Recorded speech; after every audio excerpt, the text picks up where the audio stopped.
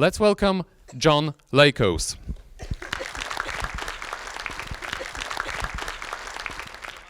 All right, so my name is John Lakos, and this thing decided to misbehave just a second here. Let me get back to where I need to be. All right, and I work at Bloomberg in New York City, and I have a group called the BDE Group, and we develop a low-level, high-performance software for the company, and in fact, we also open source it, and it's available on GitHub, so if you go to GitHub Bloomberg BDE, you can find some of the stuff that we do. Today we're going to talk about memory allocators, and if you're here to learn how the syntax works and all of that, this is probably not the talk for you. This is more about, generally speaking, why we need memory allocators, why they're important, what they can do for us. There are other talks that you can go to find out how specifically to use them, but this talk is more background and understanding the fundamentals of allocators. So with that said, there's another thing. This talk was given both at CPPCon in the United States and also at Meeting C++ in Berlin just last week. Those were 2-hour sessions. We have an hour and a half. So as much as I hated to do it, I had to take out about 30 minutes of animation to show you Benchmark 2. So what I'm going to do is I'm going to explain in words Benchmark 2, and I suspect that many of you will not understand exactly what Benchmark 2 is. So if you want to know the details of Benchmark 2, you're going to have to go look at it on video. I apologize, but an hour and a half, I just can't quite do it. But I'm going to do my best to express it. The good news is all of the data that I wanted to present is here. So I had to cut something, so that's what I decided to cut. All right, so this is the copyright notice. I have to put this up, so there it is. This is the abstract, and as always, you're here, so you don't need to read the abstract because you're going to see what I'm going to talk about. But that's up there for people who might be looking on video. Enough of that. So, are memory allocators really worth the trouble? Now, I'm sure a lot of you have thought about memory allocation and said, you know what? They're difficult to use.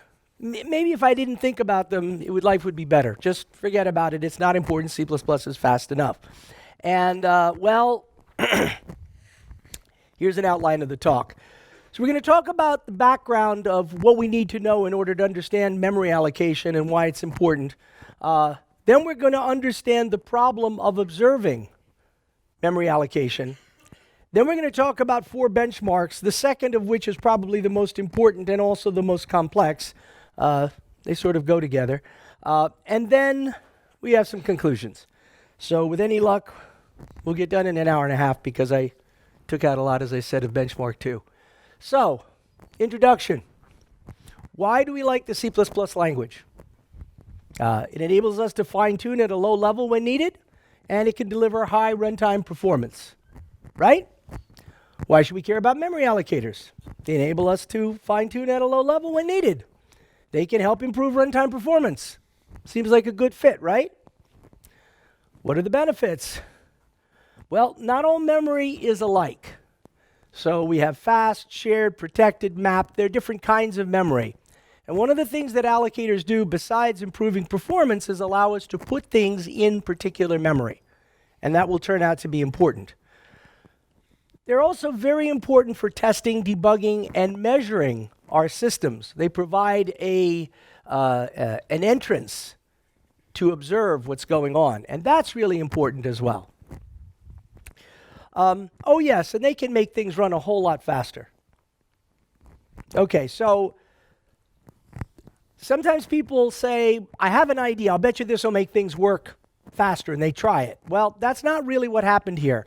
Back in 1997, somebody came to me and said, I have this thing, and it runs really slowly, not so much in allocating the memory, but when it's time to destroy the model, it takes 10 seconds for it to go away. Now, 10 seconds is an eternity, right? 10 seconds for the thing to destruct.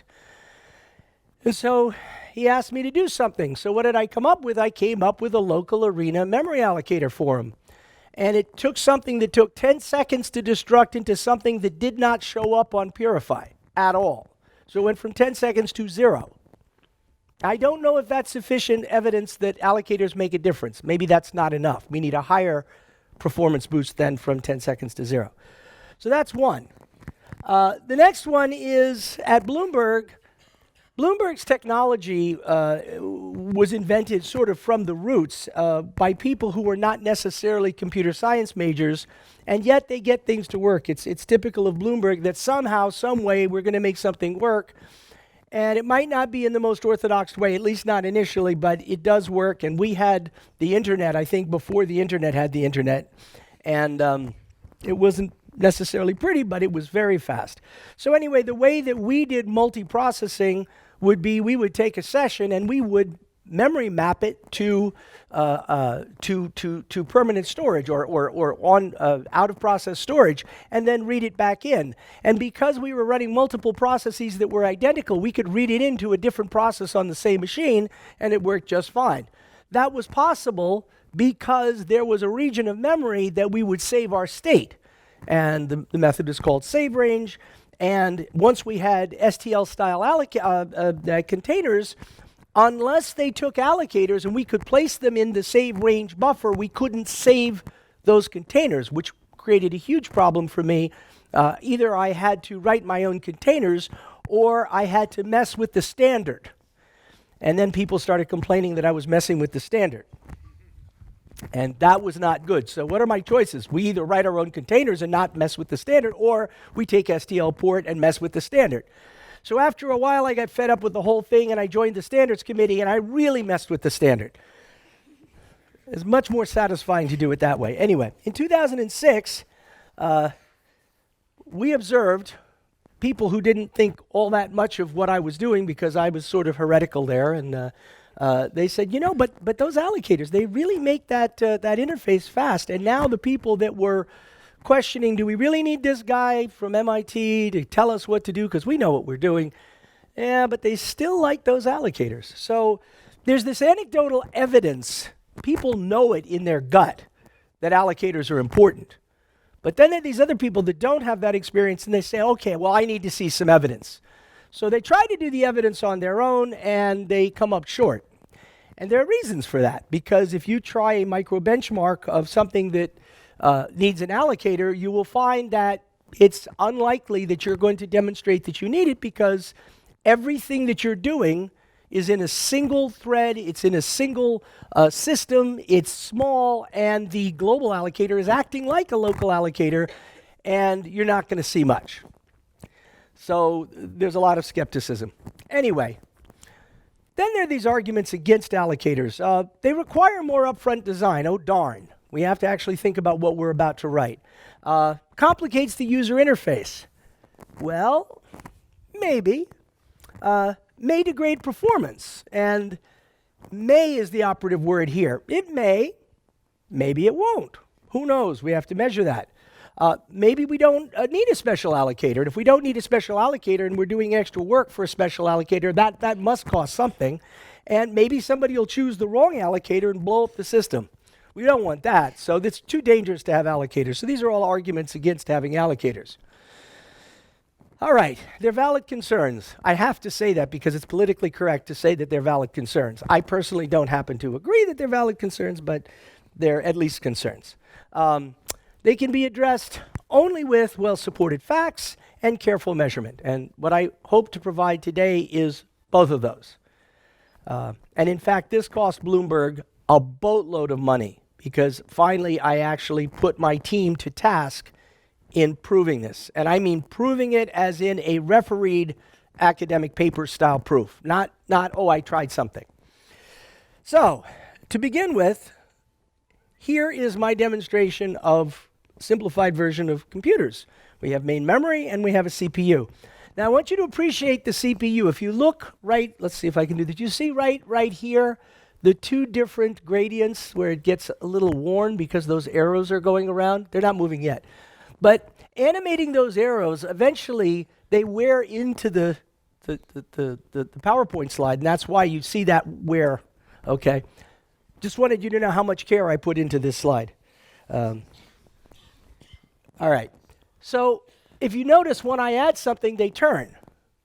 And then now I have another thing in memory. This is a separate place, and it's turning still. So the CPU is cranking, and memory is getting stored in main memory. Data is getting stored in main memory. And you see that the data tends to cluster, and that is an indication of what we think of as locality of reference. Data tends to be next to each other, just in general. It's one of the things we've observed in computer science. And I want you to realize that it is so painful to make that thing rotate 30 degrees on each turn that I'm not going to do it anymore. That's it. So I hope you enjoyed it. All right. Then we add a cache. And so we're back to this thing, but that's not going to move. So please don't be disappointed. So we do the same thing now, and we get what's called a cache line. And the cache line moves into the cache. And so now that cache is faster memory. It's closer to the CPU, and so when I get something else that's not nearby, we have to move that cache line in, and then we get something else, and immediately it's available because everything in the cache line is also in the cache, and so you see this happens very quickly. Now, it's not important what level of caching we're talking about, level 1, level 2, level 3, or even pages in memory. The idea is that locality is going to turn out to be extremely important in everything that we do. And memory allocators give you locality, among other things. So you see how this is working. Now, this green thing is supposed to represent a write. When you have a write, the cache line has to go back, maybe, to main memory. And then maybe it gets ejected from the cache. And maybe then something else gets read, and that cache line comes in, and it can go in the same place. This is how caches work, basically. And it's just a mental model. So for everybody who's taken formal computer science or computer engineering, we know we have a program, and it has different parts of it, goes into main memory. This is a fixed size piece, it's the executable. Then we have stack memory that grows down, maybe. And we have dynamic memory that grows up, maybe. This is an example. So now, having seen that, what's a memory allocator? What is a memory allocator? Well, we have some C language memory allocation utilities like malloc. So we can malloc and free things. We get some memory from dynamic memory, we put it back, right? And that works on pretty much all of dynamic memory. That's its domain. Then we have other things. Have people heard of something called alloc-A? So alloc-A is a special purpose allocator that allocates memory right on the stack. And it focuses on a small portion of the stack, the one that's currently available, or whatever you needed in that stack frame. And alloc-A has some interesting properties. It's not good for the life of the program. It's good for a certain subset of the duration of the program. And it deals with a subset of memory. The good thing about alloc-A is it's about as fast memory as you can have because it's on the stack, and things that are on the stack are hot because they just got touched. They're in cache and very quick. So this is a good thing. So if you want something to be as fast as possible, you want to use alloc-A. If you want your program to blow up, use alloc-A, because if you not careful, it will go away. Allocate too much on the stack, you'll blow up your stack, and so on. So alloc-A is very dangerous, but it's also a very good thing. So we have to be careful when we're looking at high performance. We have to be careful. We're adults. Just have to be careful. Okay, so a memory allocator organizes a region of computer memory, dispensing and reclaiming authorized access to suitable subregions on demand. So that's the first cut at what a memory allocator might be. We have a general purpose allocator, we have a special purpose allocator. The general purpose allocator is to be used by people who don't necessarily know more than just I need to allocate some memory. Special purpose allocators are used by people that have a good idea of the usage model and can take advantage of that.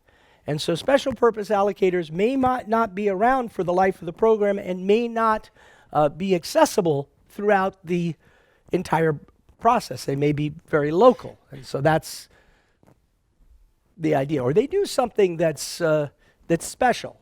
So for example, maybe this allocator operates in a way that if it were used in a general purpose way wouldn't work. But in this particular way, it works very well.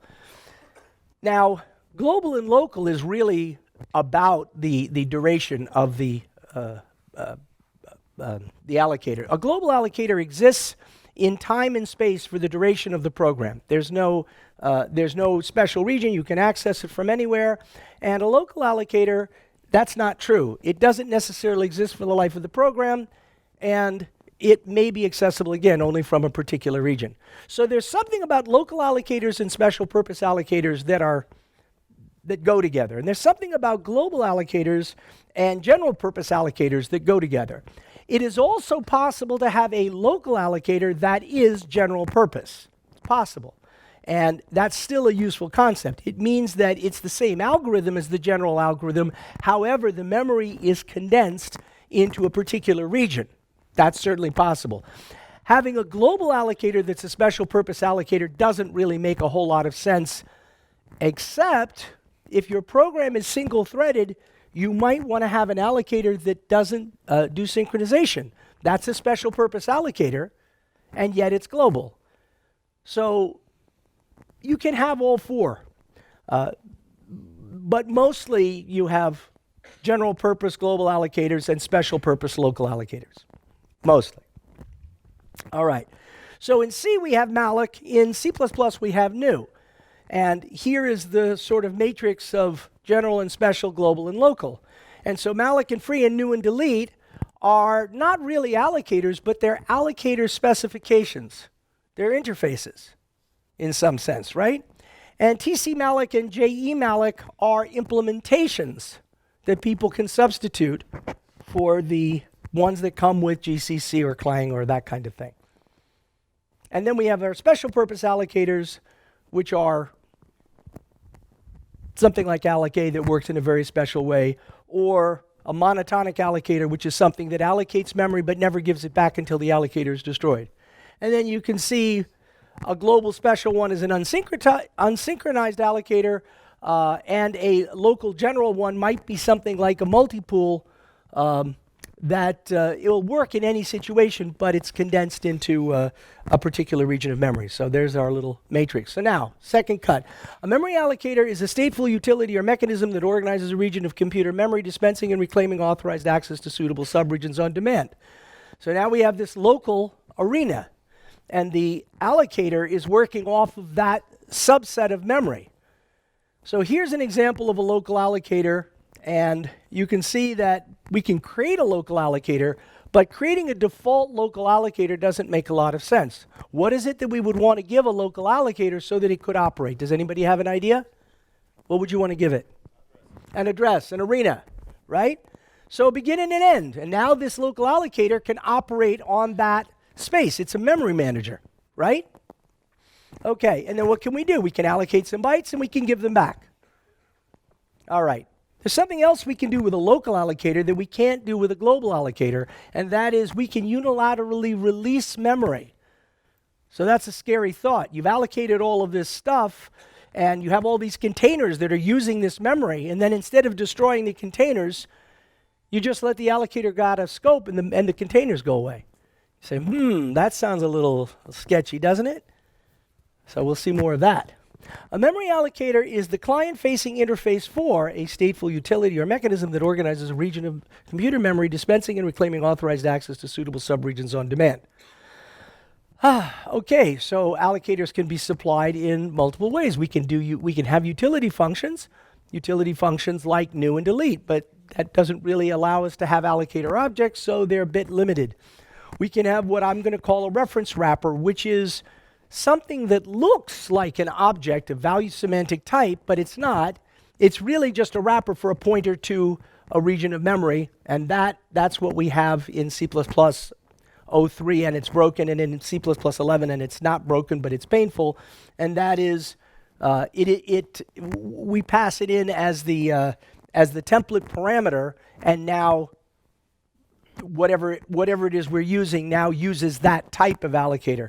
The problem is it forces a client to be a template in order to refer to it. So that's a problem with that methodology, and it affects the C++ type. So a vector of int that doesn't have a special purpose allocator and a vector of int that does are different types, and that's a problem, because we want a vector of int, whether or not it has an allocator, to be the same type. Does that make sense? Otherwise, you have an interoperability problem. This has bothered me ever since 2004. I remember I was in my downstairs restroom and I said, wait a minute, the allocator is going to affect the type of the object. That's really bad. So, you get these ideas in strange places. Anyway, it was a bad thing. And it's bothered me ever since, and that's why we need to do something different. So the other thing we can do is we can have a pure abstract base class, and a pure abstract base class can hold any kind of allocator, but at least we have a handle to it. So we can refer to it without having the client be a template. That's very important. Doesn't affect the C++ type, but then there are these concerns that we have to use the virtual function mechanism, and that's an old thing. And old things are bad, right? We don't want to use old things. We want to use new things. Well, anyway, I'm an old thing and getting better all the time, and abstract interfaces are not a bad thing when they're the right thing to use, and in this particular case, it's the right thing to do.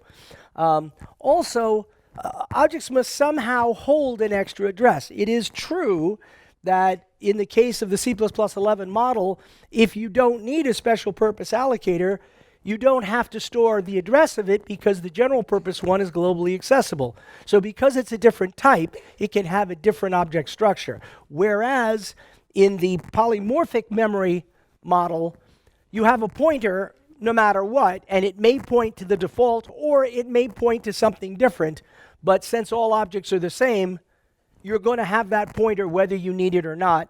And then people will argue, well, in 99% of the time today, maybe even more than that, maybe 99.99% of the time today, people don't use memory allocators, so why do we need an extra pointer in every single object? And that sounds like a really good argument, and it'll turn out it's a really bad argument. We'll see. Okay, so that's the background and introduction. Any questions there? Anybody? I would like to have a question. Okay, go ahead. You have said that the allocator is a stateful utility function, but doesn't the standard, and I may be wrong, say that custom allocator must be stateless? Okay, the question is, I said an allocator is a utility function which has state, well, and a custom allocator must be stateless. Okay, so Okay, so are we talking about the C++ 98 standard or something later? 11? I may be wrong. Okay, so for sure, in C++ 98 we had weasel words that said it may or may not be stateless, but it'll behave as if it's stateless. Okay, in C++ 11, Pablo Halpern fixed that, so that it's no longer weasel words, and if it's stateful, it's stateful. Now, if you think about what does stateful mean, can you imagine a memory allocator that didn't have state? Of course it has state. What we mean by stateful is we hold the address of a region, right? So the object itself points to a region, and that's what we mean by state. And yes, of course, memory allocators can have state, and yes, of course, if you have two different regions, the memory allocators won't compare equal because under the covers, they have two different pointers. So memory allocators in C++11 are in-core value semantic types, which means that they make sense only within the process because part of their value is a process address. And I gave a talk yesterday that talked about talked about true value semantics, full value semantic types that try to model something that is expressible outside of process, in other words, an ethereal mathematical type or something that we could put in a database and then take out and put into Java or something like that. So no, allocators are mechanisms. They are not value types. And allocators, definitely local allocators, have to be stateful because they have to refer to the region that they're operating on. Okay? So as of C++11, not only are they allowed, the language is required to honor the fact that there can be state, and everybody has to pay attention to that. Okay? Any other questions? Okay, so understanding the problem. So if we all knew the answer to this flowchart, we'd be really far along in how to deal with allocators. The first question we want to ask is, I got this thing. Do I want to supply an allocator? If the answer is no, we're done. We can go home. Just forget about it. It was a bad idea. The answer is yes. Then we have to ask, how are we going to supply the allocator? Are we going to pass it in via base class at construction, or are we going to invade the type of the object as a template parameter? We have to make that decision. Okay, either way, once we've decided how we're going to do it syntactically, then we have to choose the allocator, A, B, or C. And there, arbitrary number of allocators. I pick A, B, or C because A is basically the default allocator, B is one kind of allocator, C is another kind of allocator, and allocators are composable. So I might have an allocator that when it runs out of memory goes to a secondary allocator that when it runs out of memory goes to the global allocator. So we have all kinds of things we can do. And then, regardless of what local allocator we're using, so let's say A is one kind of local allocator, B is another kind of local allocator, and C is a combination of allocators. No matter what, we might decide that we don't want to call the destructor, we just want it to go away. So we unilaterally wink it out. And that's something we can do because we own the program and we're all powerful and we can do these kinds of things. And that's the decision tree that we have to go through in order to figure out what we're doing. So we have a lot of allocation strategies. We have the global allocator, and there are two ways we can deal with it. We can pass it as a type parameter, or we can pass it as an abstract base class. So that gives us a total of two strategies that are distinct for global allocation. Then there are three kinds of allocators available in the standard. There's monotonic, there's multipool, and there's multipool of monotonic, which means that the multipool is in front, but if it runs out of memory, it goes to the monotonic one to get memory. So those are the three local allocation strategies at our disposal. They too can be passed by a type parameter or an abstract base class, and because they're local, we can destroy them normally or we can wink them out, which means we have 12 different strategies for a total of 14 allocation strategies. That's enough. With 14 allocation strategies, chances are you're going to be able to do something useful. Because before you had what? One? Okay. So here they are. Clear as a bell, right? Let's start with the first one. So we have the default global allocator. We have this allocation strategies A1, AS1, and AS2. And what does it look like? The standard allocator. There are no data members, so it's stateless, right? And we have allocate and deallocate. And basically all it does is call operator new and delete. And pretty straightforward, right? Does this look like it's pretty simple code? You could probably explain this to somebody who knows basic C++. Nothing fancy here. This uses the default global allocator. Now, we can pass it as a type parameter. What does that look like? Looks like this. We just create a vector of int, or we create a vector of int and pass it an allocator. Now, it turns out that the same object code is generated, so we're not going to make a distinction between these two allocation strategies. Does that make sense? Okay, this is a type parameter. Okay, then we have the normal destruction, and normal destruction is what you have with global allocators. There's nothing else. So we have create a vector of standard list, and now we're going to go through and do some stuff. And then we're going to do some sort of benchmark. And then we're going to delete each of them in turn. And this is a way of building things up, using them and tearing them down. And this is normal destruction, the normal process, right? Nothing fancy. Now, if you really want to, you can use C++11 and do this auto thing. Bloomberg has asked me to look into features of C++11 that are recommended, good ideas, all the time, sometimes, and not so much. So the first one in the middle category is auto. Auto can be very useful. Sometimes. And I think we're going to have to look into just when it makes sense and when it doesn't. But that's another talk that I haven't written yet. And we can also use auto up here, if you'll notice. And here it's things like auto ref and auto star seem to be preferred over just an absolute whatever. And constrained auto is something that I'm thinking of proposing to the standards committee in lieu of just having a concept be the thing that replaces auto. Again, another talk. All right. Now the second strategy is the same thing, except that we're using an abstract base class to do it. So what does that look like? We have an abstract base class called allocator. We have these pure virtual functions, allocate and deallocate.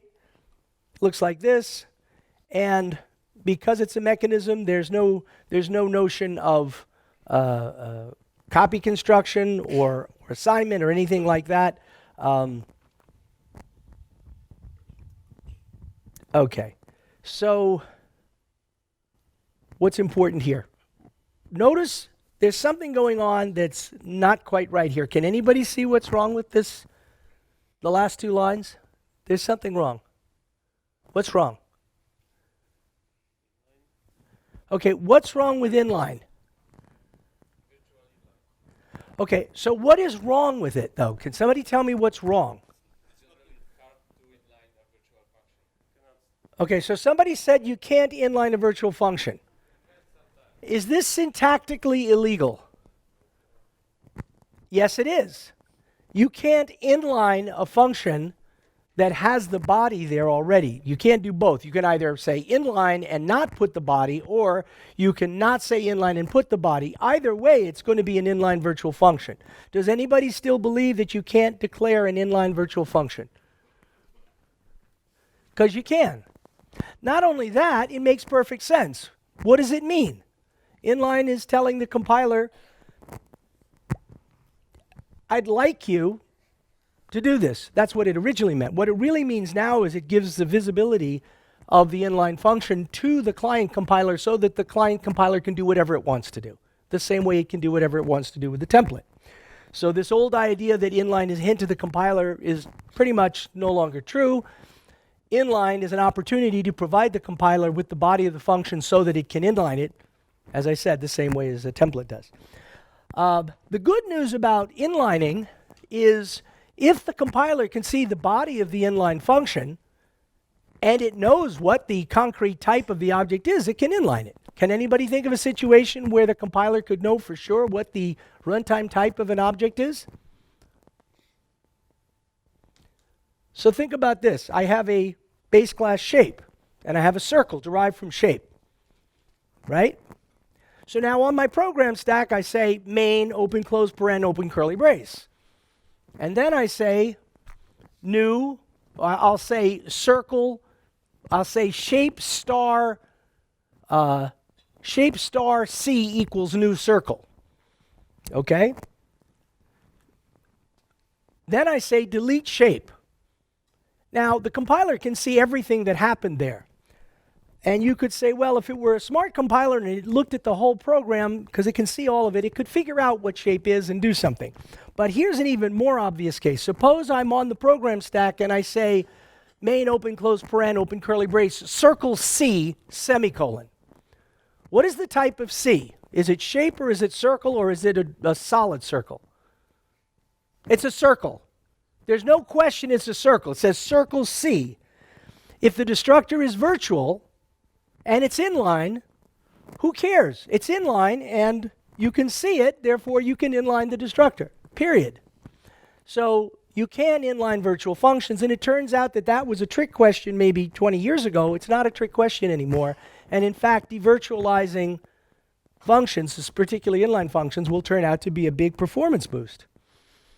What's wrong with this, by the way, is syntactic only. It's just take the inline out and it will be inline, or take the body out and it will compile. Okay? So that's news. Inline virtual functions live and are doing very well, and GCC does a good job with them, and Clang 2 years ago didn't do such a good job with them, and it will, because now that it's part of the standard, it will have to. And I know Chandler will not allow himself to be outdone. Do people know Chandler Carruth? He works at Google. He does Clang optimizations and good things like that, and he's very diligent, so I know that he's going to take care of this for me. All right. Just want to make that very clear. All right. So we can do this via an abstract base class. What does it mean? We create a new delete allocator, and we pass the address init construction via protocol. Protocol is a pure abstract base class. It's a term that I created a long time ago, and I use, and it really just means a pure abstract base class. All right, virtual functions can sometimes be bound at compile time. Just said that. Now will turn out to be useful. All right, so we have normal destruction. It looks the same. This time we're using PMR, which is polymorphic memory resource. It's part of C++ 17. You can also roll your own, which is what I did back in 1997 for the person that had that model that took 10 seconds to destroy itself or whatever. So then we create a new delete allocator on the program stack, and then we use it to create these lists. So all of the memory is coming from this allocator, and then we do our benchmarks, and then we destroy it normally. Normal destruction. All right. Next thing is we have these other allocation strategies that are based on what's called a monotonic allocator. What is a monotonic allocator? Monotonic allocator is something that, given a region of memory, allocates memory from it in an aligned way, but never gives it back until the whole allocator goes out of scope or is destroyed. So here we have a buffer, typically on the program stack, and what happens? So I have this monotonic allocator. It's referring to this external buffer, and let's say I want to allocate a character. So the character goes at the beginning. Now, because of alignment, if I add another character, characters are byte aligned, it can go there. Then I add another character, characters are byte aligned, it can go there. Now I add a short. Now short is double byte aligned. So it can go on a 2-byte boundary, but not a 1-byte, which means there's going to be a hole. And then I have an int, and ints are 4-byte aligned, so it has to be on a 4-byte boundary. And then, of course, if I put a short, that's going to fit, and of course, if I put a char, that's going to fit. And then if I put an int, well, I have to skip one because it has to be on a 4-byte boundary. This is called natural alignment. People know about this, alignment, a little bit? If you're programming at this level, I recommend you understand natural alignment. All right. Anyway, so how does this work? Well, what happens is you allocate memory until your buffer overflows. Hopefully it doesn't. And then once it overflows, then you go to a dynamic geometric growth. And so what was initially on the stack and very, very fast turns out to be on the heap. Note that deallocate is a no-op for this particular allocator. This is a special purpose allocator. If you use this allocator in the wrong situation, you will use up all of memory and be very unhappy. So don't use that unless you know what you're doing. And we will talk about when the right time to use it. You can do it by type parameter, or you can do it by abstract base class. It's the same idea, so we don't need to go into it. Normal destruction, what does it look like? So you have this wrapper thing, which is what we were talking about. You have a buffered sequential allocator, and you can supply the buffer on the stack. In this case, I didn't, so it's going to come from the heap automatically. And you go through the process of normally allocating it. This time we've broken it up into you allocate the memory and then you specifically new it in place. So I've broken it up into the two pieces. When you do a new of something, it both allocates the memory and constructs it. But the way I've done it here, I've allocated it separately and then I have placement newed it. The reason for that is I'm going to do the reverse down here. I'm going to destroy it in place and then I'm going to deallocate it. Now, why am I doing that? Because I'm going to illustrate that there are funny things that you can do here. You can magically wink it out. So one thing you can do, for example, you see this deallocate thing here? We don't need that. Because when the allocator goes out of scope, all that memory is going away anyway. So we can just take that out. What do you think of that? Is there anything wrong with doing that? Do you see any problems? Does anybody see a problem with that? We just got rid of some useless code. No problem. All right, what if we get rid of the destructors also? So it's all good, now it's gone. We don't destroy anything, we don't deallocate anything, it's just gone. How do you feel about that? It depends on the type? Okay, so if I have a vector of file handles, and if I just forget about them, the file handles remain open. When the process goes out of scope, I still have a problem. Is that the point? Okay, so if you're dealing with shared memory or things that are stateful outside of the process, you don't want to do this. Most of the time, you're not doing that. Almost all of the time you're dealing with one resource and one resource only, and that's memory. And when the memory goes away, it goes away, and how it goes away doesn't matter. The other nice thing is if you're at all reasonable when you're designing software, you would tell the person who's using you that you have something that's stateful out of process. Please don't wink this out, right? You would say that, right? You wouldn't just have, oh, I have an object. I'm not going to tell you, would say, oh, yeah, it had a file handle in it. No, you wouldn't do that. So when you're using these kind of techniques, you actually have to know what you're doing. So in a software environment where people know what they're doing, this works very well. And in places where you have no idea what you're doing, not so much. So it's a good idea to know what you're doing. But this is perfectly legal C++. I can create something over here and just forget about it, and then just create something on top of it and keep going. And it's fine. The only thing I can't do is reference the stuff that's no longer there, that's no longer thought of as being there, even if I didn't destroy it. Do you believe me? It's true. You can do this. All right, you heard it here first. If you don't believe me, go check on it. You'll find out it's true. All right, so we don't need that. That's faster. This is legal C++. So normal destruction and magically wink, the same thing with an abstract base class. We don't need to go through that. Then there's multipool. What is multipool? It's a different kind of allocator. And what it is it has a bunch of adaptive pools. And the adaptive pools, first they allocate one thing, then two things, then four things, then 8 things, then 16 things, and so on. And this particular implementation, it saturates at 32. But thanks to Pablo's talking to me at a C++ Now conference about 4 years ago, 3 or 4 years ago, he pointed out that this is a stupid way of doing it. We can do it a little better by just having 2 iterators. We don't have to sew the links together, and so now it doesn't have to saturate it all, and it's a little bit faster, but it's so much more elegant. So anyway, so this is how a multi-pool works. And it just has, and if something doesn't fit within the maximum size of 2048, remember 2K is a implementation detail limit. It's a detail, but it's important. Then it's just to pass through to the backing allocator, which is typically the global allocator, but could be a monotonic allocator. So, all right.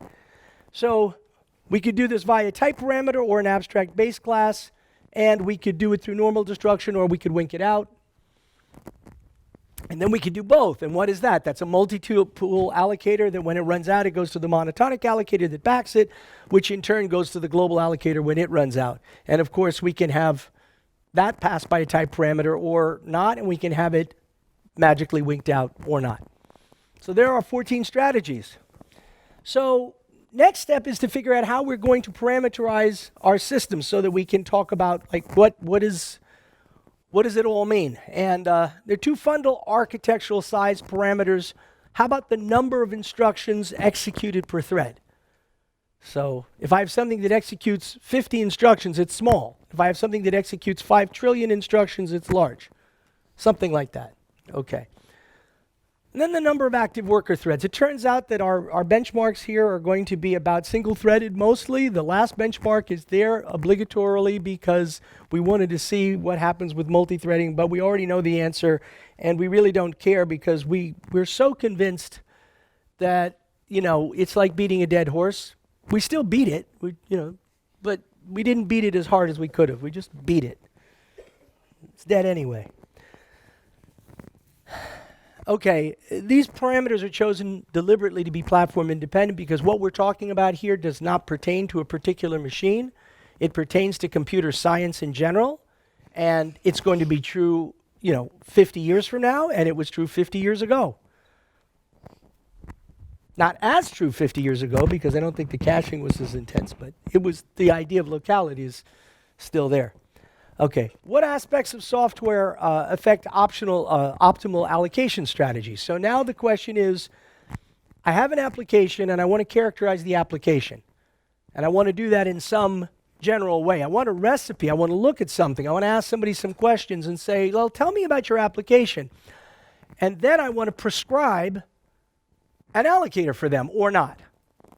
So I need some questions. So what questions could I ask somebody? If you think this is easy, this is not easy. I have some very smart people on my team.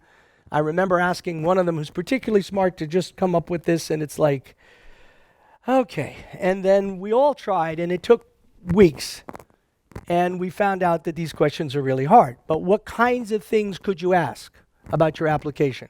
Somebody think of something. Could you ask them? You're trying to help somebody, you're a consultant. Do you have an idea? Yes. What kind of objects do you have? Big ones, small ones? Okay, so what's the size of the object? Excellent. That's on the right direction. How often is memory allocated? Excellent. So density of allocation operations. Number one answer. Excellent. It's number one because that's the first thing we thought of. So how much allocation do you do? If your program never allocates memory, how important is this? Probably not that important. Suppose it allocates one thing.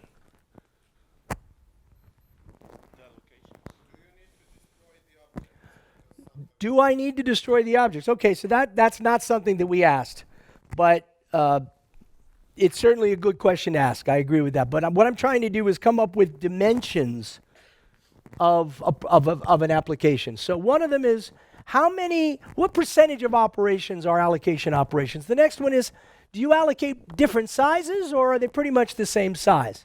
Another one is, what's the deal with locality? Do you have situations where you're operating on some subsystem for a while and then you're going to another subsystem for a while and whatever, or do you just access the whole thing randomly? It's just a big pile of bits and you just go nuts and you have no idea what's going on inside internally, nothing. How about utilization of allocated memory? And what I mean by that is, do you allocate all your memory up front, use it, and get rid of it, or do you do it piecemeal? Use a little, get rid of it, use a little, get rid of it, right? So that's another kind of question you could ask.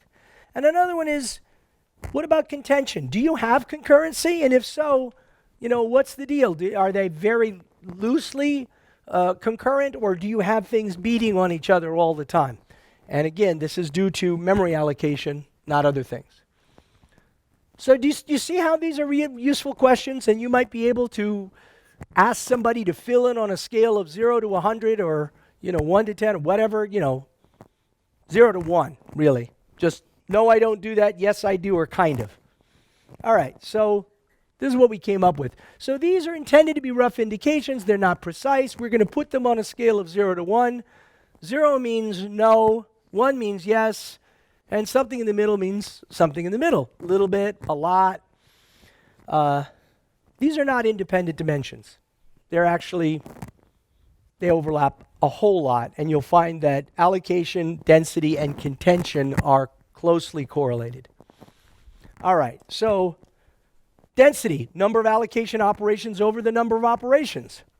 So 0 means there's no allocation. 1 means every instruction is allocate or deallocate. Most programs, big programs, are somewhere in the middle. So consider populating a vector of int with pushback. Is that a high allocation density or a low allocation density operation? I heard low. So let's say I want to create a vector of 1 billion ints. What percentage of those operations are allocate operations? I'm sorry? Say it again?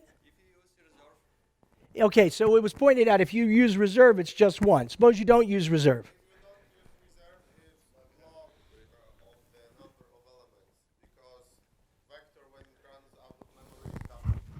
Somebody said log of the number of elements. I asked what percentage. Percentage is a number. So I have 1 billion elements. There's some number of allocations, and the ratio of that number divided by 1 billion times 100 is the percentage. What's the percentage? Very small. What is the number? Less than 1. What is the number? Come on. Are we engineers? Can we do this in our heads? Seriously. Get out. What is the number? It's 30 over 1 billion times 100. No? Really? 1 billion is 10 to the minus, over a billion is 10 to the minus ninth. 30 is 3 times 10 to the first, times 100, 3 times 10 to the third, divided by 10 to the ninth is 3 times 10 to the minus sixth. We can all do that, right? Is that not right? I've never done that before. I just asked the question, but it just seems like that should be an easy question that we can answer in our heads. Okay, back to school for everybody here. All right. Number of unique alloc sizes. So we have, if there's only one size being allocated, the variation is 0. If everything is different, the variation is 1. It's not an exact science, it's just an indication. Think about a standard set of int or a standard string. Locality is much more complex, and it involves 3 things. Oh my goodness, the number of instructions, the size of the memory block that we're accessing, and the number of times that we transition out of that memory block. So the bigger the memory block, the less locality, because it's bigger. I went there. I went to the United States. There's not a lot of locality there. I went to New York City. That's better, right? I went to 66th and 3rd, 201 East 66th Street. That was where I lived when I was growing up. That's really local. Okay, if I go to New York and stay there a year, okay. If I go to New York and stay there a minute, not so good. So the more times I transition out of New York during a given time period, the worse it is. So locality has both a spatial and a temporal aspect to it. So physical locality, we forget about the transitions, and temporal locality, we forget about the size. But to a 0th order approximation, it's 1 over the memory size and the number of transitions. Does that make sense? A little bit? You're going to have to get used to that. I know. It's not an equation. It's a mental model. Okay? So for 0, the subregions are large and not accessed repeatedly. For 1, the subregions are small and accessed repeatedly. So I go to a little place in memory and I beat on it. That's high locality. I go to a big place in memory and access it once, and then I go over here and I access it once, and then I go over here and I access it once. Low locality. Okay? So benchmark 2 that we're not going to talk about in the kind of detail I wanted is exactly about this. It's the most important benchmark, and it turns out that even if the allocation density over the life of the program is very low, it still matters a tremendous amount. So if you believe that if I have a low allocation density, then that this doesn't matter, that's completely false. Completely false. All right. So utilization, it's the maximum amount of memory in use divided by the total amount of memory allocated. And if it's 0 utilization, it means that I'm allocating a byte and deallocating a byte and allocating a byte and deallocating a byte so that the amount of memory that I'm using at any given time compared to the amount of memory that I've allocated overall is vanishingly small. And 1 means I allocate everything that I'm going to use it, and get rid of it. That is a very common model. Build it up, use it, and get rid of it. In fact, that's our first benchmark. So again, vector of int, vector of string, build it up, use it, get rid of it. Now, if I reserve capacity, as was mentioned, a vector of int with reserve capacity is 1 allocation. That's it. So it's a big chunk of memory. We can ask ourselves, well, what does that tell us about the need for allocators? And we'll talk about that a little later. Now, we're going to assume that in these benchmarks that strings are long, so that a vector of string doesn't behave like a vector of int, doesn't satisfy the short string optimization. We've heard of that, right? If a string fits in some number, implementation-defined number of bytes, we don't allocate memory, we store it right there. And just for those people that think that having an extra word, 1 word, to point to an allocator in memory somewhere is way too expensive, think about the short string optimization and how many words are stored in each and every string, whether or not the string fits. Think about that. And yet, the short string optimization is here to stay. How do you explain that? It's a thought experiment. The short string optimization makes an object that would otherwise be small huge. And having an extra word in a container, which is huge, makes it ever so slightly larger in some sense, not even necessarily all the time. It doesn't have to be in the footprint. And in fact, when I first proposed allocators to Bjorn Strustrup, one of the things that bothered him is that a vector's footprint would go from 3 to 4 words. And I said, nonsense. Of course that's not true. Vector's footprint can be 3 words, it can be 4 words, it could be 2 words, and in some cases it can be 1 word. It's just a question of how you decide to package your vector. And certainly it doesn't need to go from 3 to 4 because you can use the 3 words that you have in the vector to represent an empty vector, and then once you allocate memory, you can use the allocated memory to store the allocator itself. You can store the size, you can store everything you need to in the allocated memory, and that memory is extremely cheap compared to the footprint. So there you go. And contention, it's just something that we had to come up with, the expected number of concurrent allocations divided by the number of active threads. No big deal, 0. At most, one thread has non-zero allocation density, and one is everybody's allocating and deallocating all the time. And as I pointed out, thread contention and allocation density are correlated. All right, so here's the summary. We need a mnemonic. How am I going to remember those 5 things? And I did this and everybody hated me, but I came up with a mnemonic for this, and it's Devluck the duck. And I'm sorry, but that's stuck, and I love it. And if I say Devluck, I can actually come up with density, variation, locality, utilization, and contention. And without Devluck, I can't come up with anything. I bet you would have trouble if you didn't remember Devluck. I had trouble pronouncing the name of the city for the longest time. So anyway, all right. Any questions?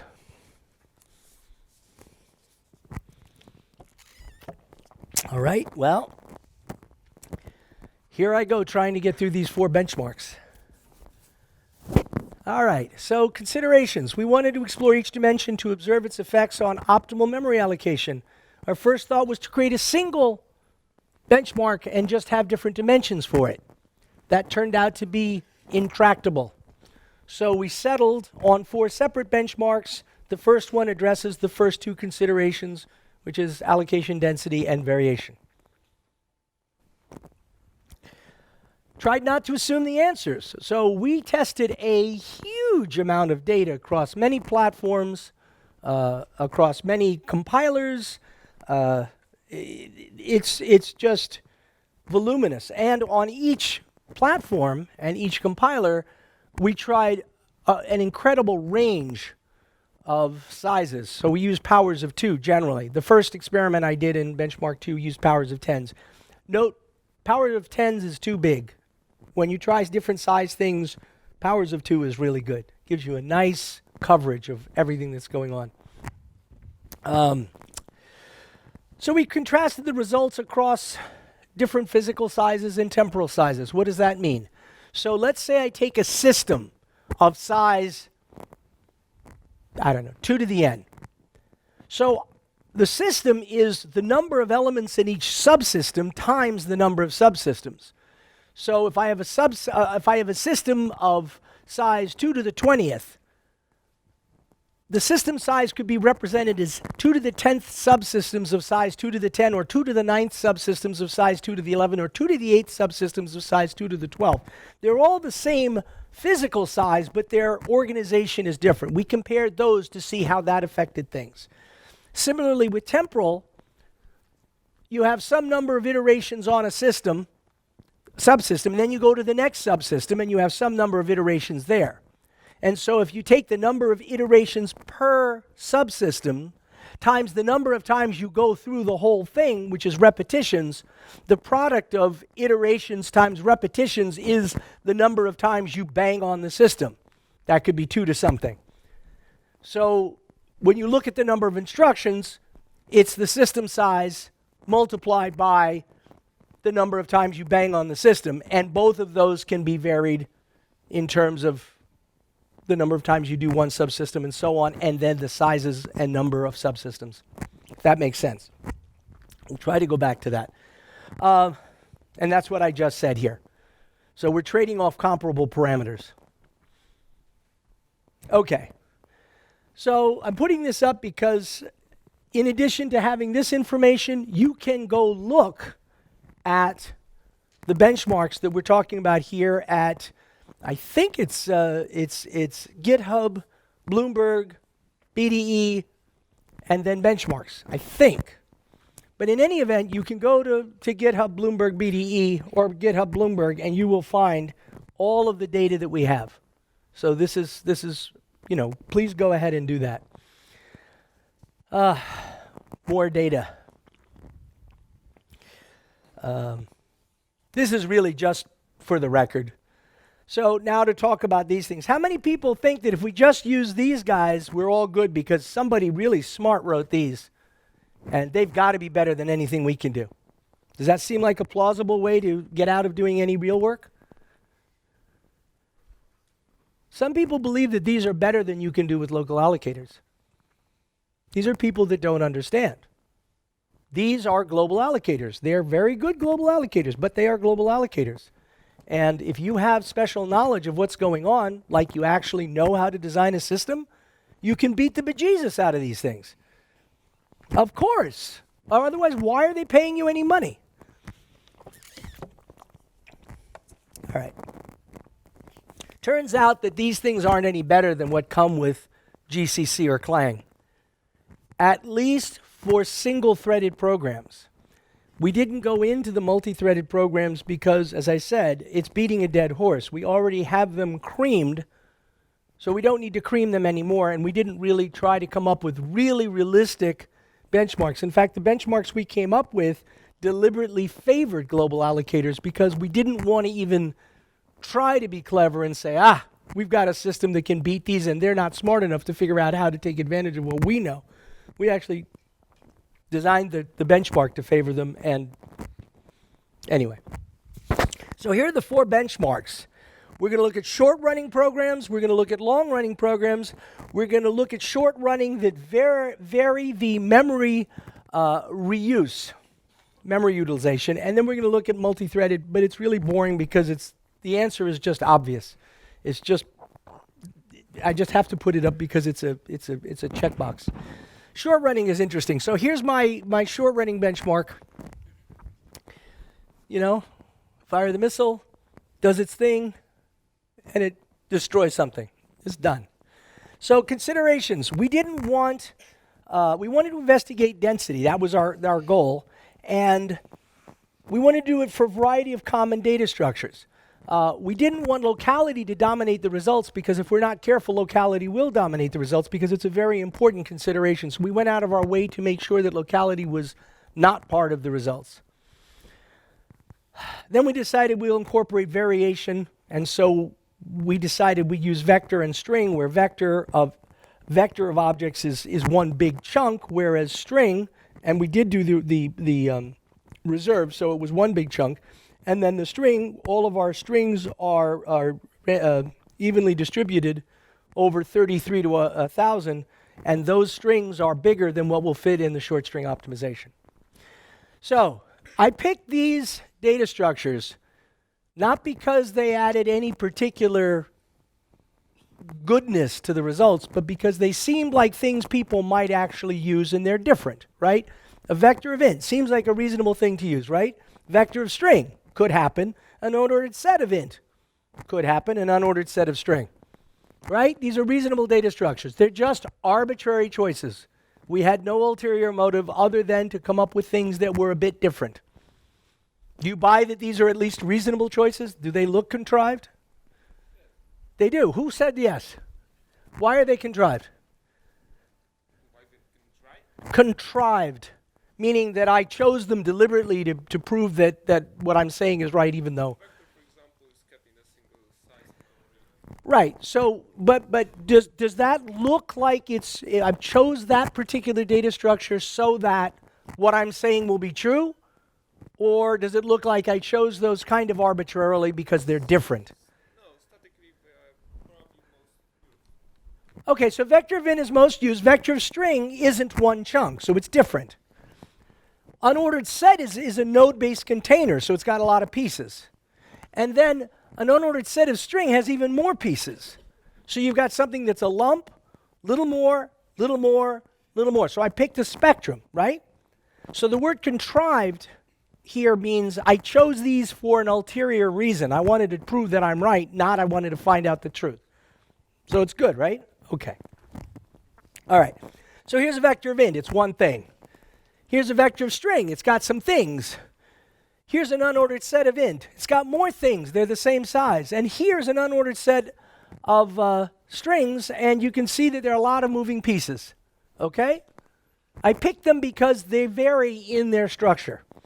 So the plan is for each of these things, we're going to create the data structure, access it lightly, destroy it, and repeat until we get to some measurable number of things, and then look at that. And we chose a size of n to the equals 2 to the 27th. The container sizes are going to vary from 2 to the 8th to the 2 to the 16th, and we'll make up the difference in repetitions. So we're going to trade off size and repeat, physical and temporal, in this case. Later, in the next benchmark, we'll trade off physical for physical and temporal for temporal. Okay? So here's an example. Container size is 8, repetitions is 19 for a total of 27. Okay, when I say n equals 27, I mean the log of n is 27. These are powers of 2. Each result is in runtime. So here's a vector of int. Now, you're probably looking at this and saying, gee, a whole bunch of floating point numbers. That's really helpful, John. So I just want to point out that these represent absolute times. That helps a lot, right? So then you say, well, maybe if I put a header on there, that would help. What do you think? More useful? What if I got some lines going, a little ruling here? Does that help a little bit? So the next question is, what happened when Dorothy finally landed in Oz? What happened? What happened? Wizard of Oz. What happened when her house landed in Oz and she looked out? What did she see? Please. What did she see? All right, here's a hint. It wasn't black and white. Yay! We have color. We have a heat map. Green is good, red is bad, yellow's in between. Now, it turns out this is one lump of coal. This is one vector of int. So this is just to illustrate what we're about to see, but it's not particularly useful. So I'm going to skip over to something that is useful, and that's a vector of string. And now we start to see a pattern. So you notice that we have the global allocator, which has a kind of a reddish color. That means that the numbers are bigger. Then we have the monotonic allocator, and you notice it's a nice deep green. That means the numbers are smaller. Smaller is good when it comes to runtime. Multipool is in the middle. It's yellow. And then multipool backed by a monotonic is not as good as just a monotonic, but it's better than the multipool by itself. Now, I know why, but I don't have to explain that because this is data. It's just data. We can't argue with it unless we say that, oh, John just made up the data. John didn't just make up the data. This is real. What does this tell you? Does it tell you that we should use the global allocator or should we use a local allocator? And if we use a local allocator, which one should we use? Anybody? Monotonic. Then we can look at the details to see do we want to wink it or not. We can look to see does the virtual thing cost us? Notice 12.9, 13.3, 12.8, 13.2. It looks like the virtual costs us something. But then look when we wink it. 12.9, 12.9, 12.8, 12.9, 13.5, 13.5. Do you see, when you look at it carefully, you get more information. Do you understand? This is data. This is data set 2. Now we're going to look at the unordered set, which is a node-based container. What do we see? Okay, virtual over here, notice again, the monotonic is the best, and the global is horrible. Right? So we definitely see a huge difference so far. And these are just little data structures. Now, unordered set of string has more moving parts. And you see the same pattern. Now, interestingly enough,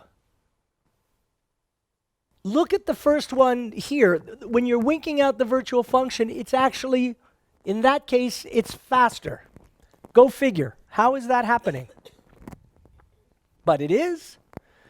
The point is there's a little bit of noise in these calculations, in these experiments. So we're really talking about on par. And yes, compilers are devirtualizing the virtual function calls. And the data that we chose is representative. We tried it on many different platforms. We chose this particular one because it was representative, not because it was good or bad or proved anything more than anything else. It's just representative. Okay, any questions on this? All right, so then, not to be satisfied with that, we created more complex data structures because we know we have more complex data structures than just a vector of int. So we tried vector of int, vector of string, vector of unordered set of int, and vector of unordered set of string, and then we repeated that for unordered set of the 4. So now we did a deeper structure. And in this case, we just picked a size for the inner structure. And so, just to keep things simple. And so this is what it looks like. And we just varied the outer and the repetitions. We kept the inner fixed. So, again, these are powers of 2. So now we're going to look at data set 5. Now these are much bigger data structures. Look at the difference between the global allocator and the monotonic allocator. Now we have a real data structure, something that's actually beefy. What does that tell you? What do you think of global allocators? So the monotonic is the best. The multipool is the worst, but even though it's the worst, it's 3 times better than the global allocator. And the one that's in between is a little bit worse, maybe a little bit worse than the monotonic alone. So now, with that in mind and not spending too much attention, here's the next one. Vector of string. And notice that there is very little virtual function overhead. Interesting. Now there's more virtual function overhead. Interesting. Winking matters. Also interesting.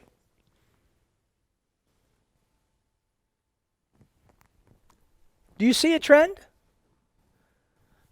Okay, so after looking at all of this, I think it's a safe bet to say that global allocators suck.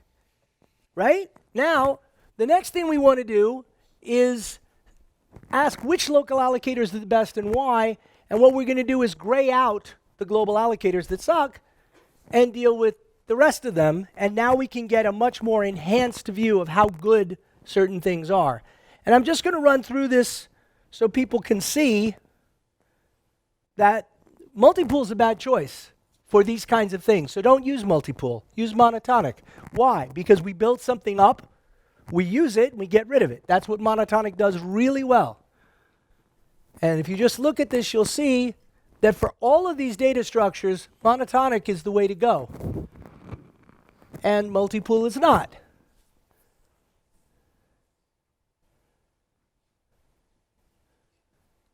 And so, let's take a look at what we just learned. We're looking at allocation density. We're looking at chunk size. Those are the things we're measuring. The access locality is low. The memory utilization is 1. We're using all the memory at once, and there's no contention. In this characterization, clearly, monotonic is the bomb.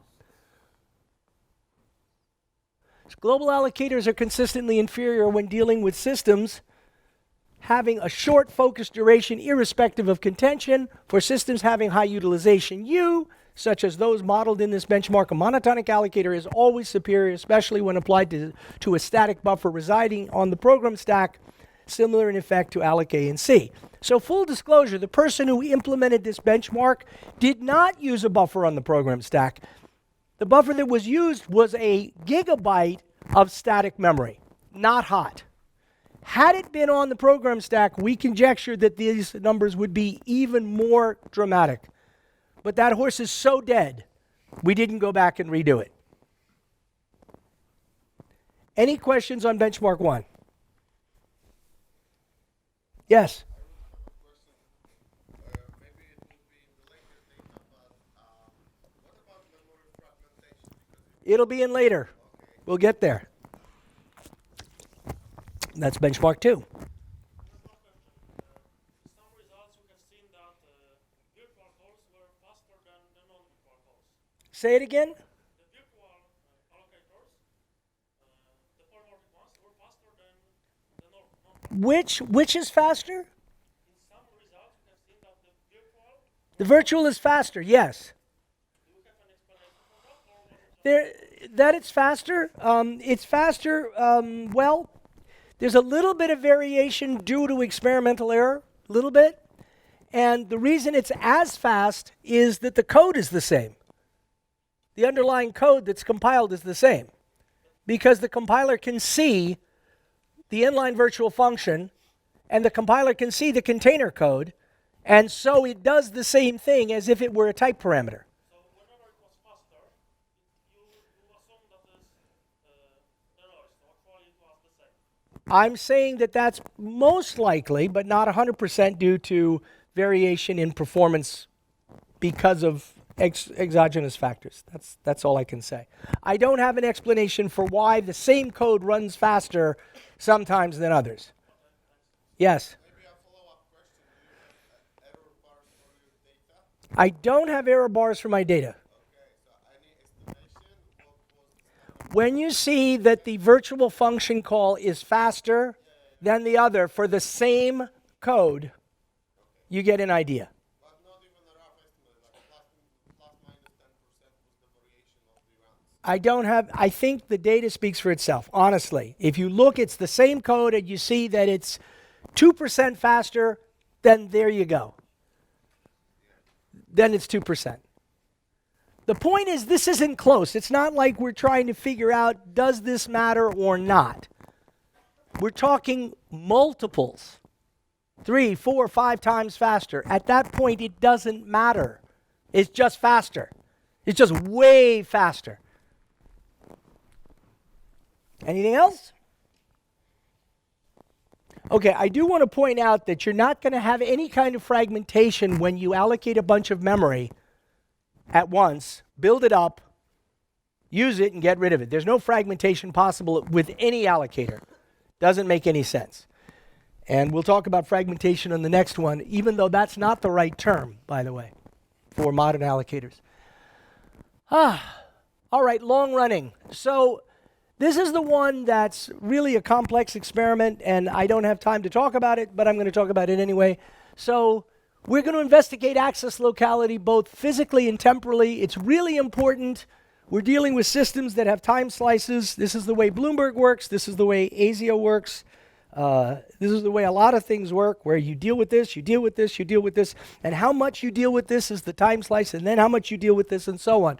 So I'm really going to go through this really quickly, and this is what the system looks like. It's a system of subsystems, and the subsystems are modeled as linked lists of ints. And we're going to run through a subsystem and beat on it some number of iterations, and then we're going to go to the next one, and the next one, and the next one. We're going to do that some number of repetitions, and that's going to be our experiment. Then we're going to do that whole thing, right? We're going to go some number of iterations times some number of repetitions over some fixed system size that consists of subsystems of a particular size times some number of subsystems, and the product of the physical sizes is going to be held constant. So, creation plan, we're going to build this thing up, we're going to tear it down, and the result is going to be runtime, right? Okay, so what is this? Here are the system parameters. We have system memory size and access factor. And as I said, I left out all the explanation of how this is actually done. But in our experiment, n, which is the number of instructions that are executed, is 2 to the 45th. So these things run for a long time. And for big systems, they ran for, we did the experiment many times. So we're talking about run times on the order of a week to do the experiment enough times to get the data. So I'm just going to put this up. And again, I'm low on time, and I knew that was going to happen. So this is saying the subsystem size is 3 and the number of subsystems is 18. And this is saying the number of iterations on one subsystem before I go to the next is 2, and the number of repetitions of going over the thing over and over and over is 22. And when you multiply that all out, so here's what we're going. We're going to say the number of subsystems times the number of repetitions times some large number to give us good data is going to be a constant. And so this particular thing says 2 iterations, 128 repetitions. This is 4 iterations at 64 repetitions. This is 8 iterations at 32 repetitions. This is 8 subsystems of size 256, 16 subsystems of size 128, and forgive me, 32 subsystems of size 64K. If this doesn't all make sense to you, I understand. People who know this stuff and have seen this talk 3 times don't get this, so I'm sorry about that. But what we're talking about is going over a system, some subsystem, some number of times before moving to the next subsystem and going over it some number of times and going through that process for a long time and then measuring the performance relative to different access patterns. So that's what I'm showing you here. You'll notice it's not a coincidence that the numbers going this way are bigger than the numbers going this way. That's deliberate. So if you look at how things work, we get this array in memory, and then when we go to populate this, you'll see that as we go, whoops, sorry about that. Let me do that again. I'm bad. Let's go back to this. Here we go. So try that again. I got a little excited. All right, so this is going to operate now while I take a drink. I forgot how this works. So what's happening is each subsystem is going in, and we're doing the number of iterations on the subsystem in completely before we go to the next subsystem. And so the entire thing fits in cache. The entire subsystem fits in cache. That's good. And that's because of locality, because the entire subsystem is in a number of contiguous cache lines, or whatever the locality mechanism is. That's great. Now we get what's this thing that's happening. We're going to shuffle the subsystem. And I explain how to do this really carefully in the other talk, and I just don't have time to show you really carefully. So this is what we're going to do. I'm going to show you a little bit. We're going to ignore the cache. We're going to copy this value, and we're going to remove this link. Now it's sitting in the global allocator.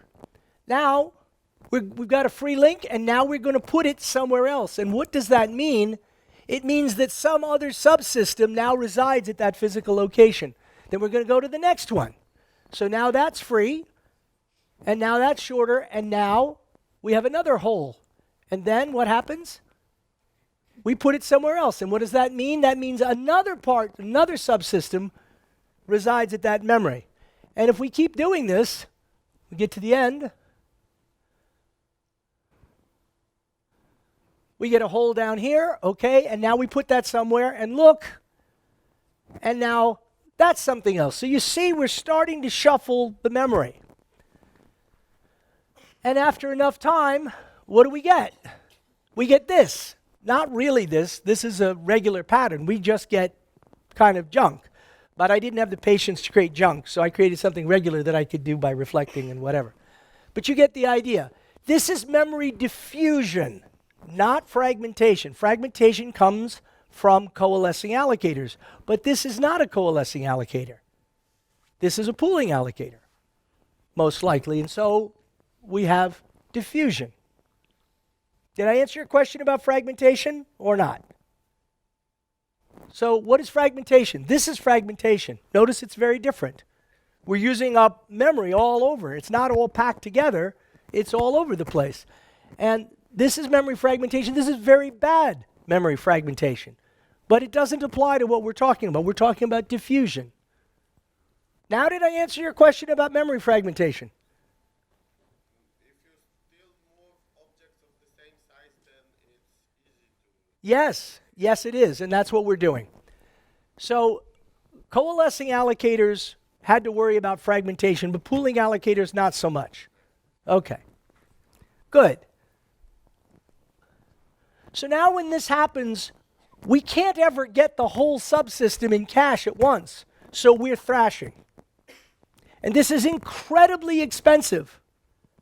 So I'm going to skip over that and go on.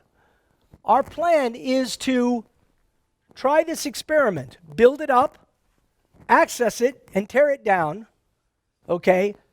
But we're going to shuffle it before and after.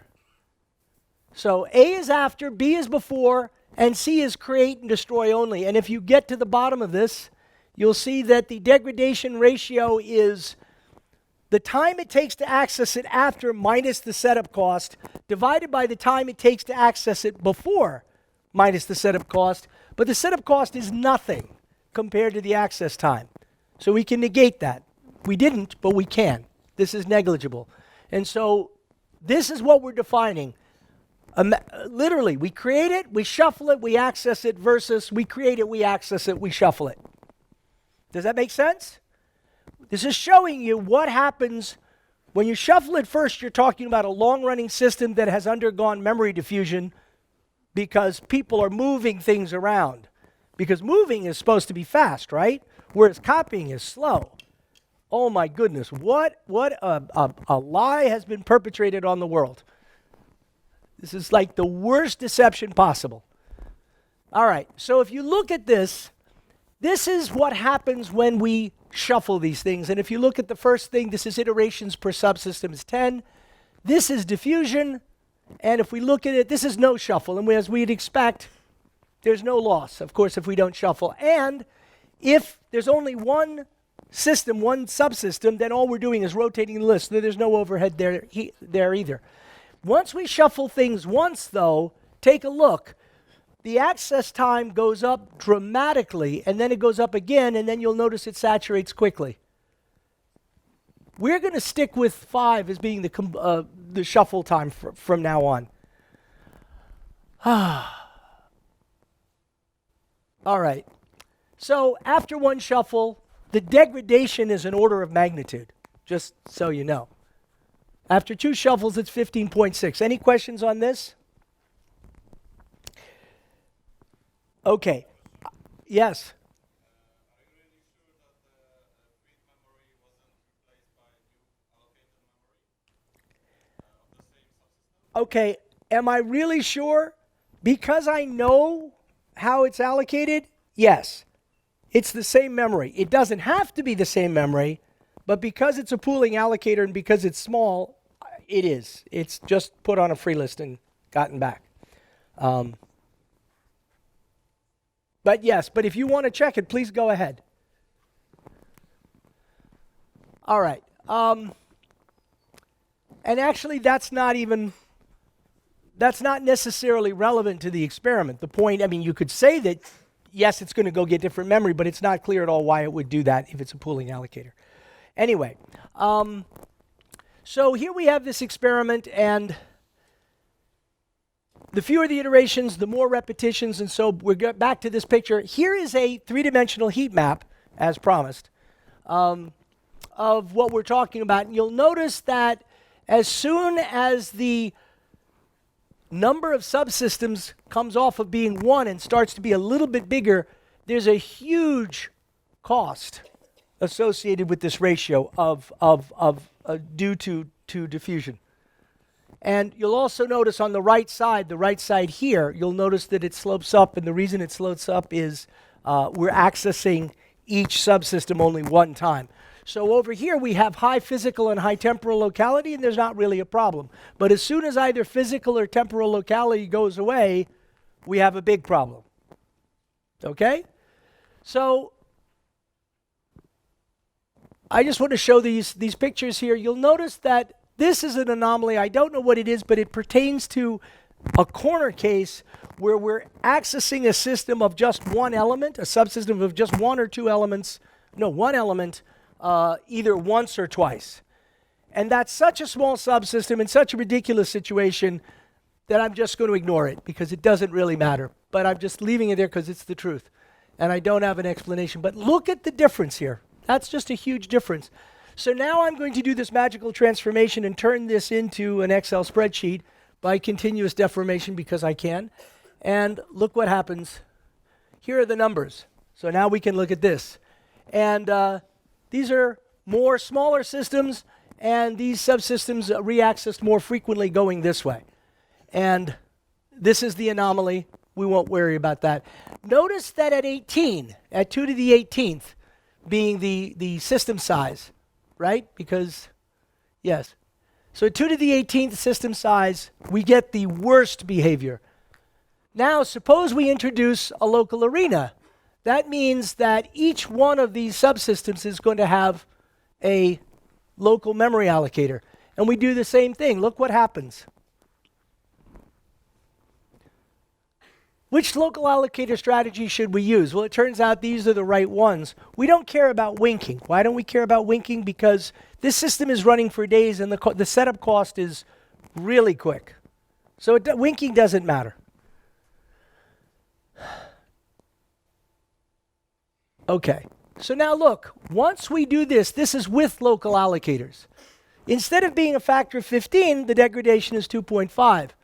And now, if we do the ratio of without to with, which is what matters, this is on a scale where we're talking order of magnitude. So take a look at without to with, and we get rid of this. Now, this is the payoff. For a system of size 2 to the 21, the payoff can be as much as an order of magnitude for a system of size 2 to the 21, which isn't that big.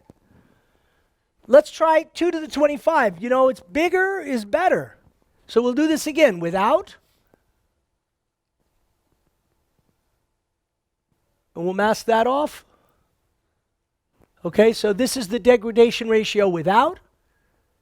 This is the degradation ratio with, and you see there's an interesting spot over here in the middle. It's just interesting. And then, if you look at the ratio, the improvement by using allocators, and we'll mask that off, and now look at the performance benefits around this magical implementation limit of 15 point. So, in this benchmark, we have allocation density is nil. It's almost zero. There's no allocation density, which is an important point. This is not about allocating. This is about position. And then the variation is nil. And the access locality is what we're checking. And the utilization is 1, except for the shuffle. And the shuffle is kind of funny because it really truly is using the same memory over and over again, the very same memory. So it's kind of question mark whether I really want to say the utilization is 1 or it's large. But compared to the number of instructions, all of it is not important. And the allocation contention is 0. So the takeaway tip for this is long-running systems that the speed of allocation, deallocation operations themselves may be entirely irrelevant to overall runtime performance, and partitioning memory corresponding to subsystems having physical and temporal locality can nonetheless make an enormous difference in the overall runtime performance. So I am over time, and even with all of that, I think the point is made. So rather than try to squeeze in 2 more benchmarks, I can just tell you that they're going to show the same thing. They're going to show improvements that are 3 to 4 times faster. And the takeaway message is really that allocators, local allocators, when used properly, make a huge difference. So with that, I think I'm going to stop. And if anybody has any questions, they can ask me. And I strongly recommend that you look at CPPCon or Meeting C++ to see the 2-hour version of this. This is honestly the best I can do in an hour and a half. So that's what you got.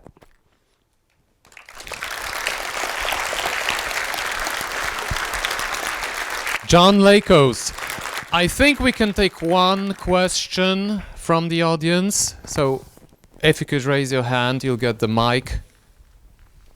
Okay, so it's reserved already. Okay, yes. Here's a question.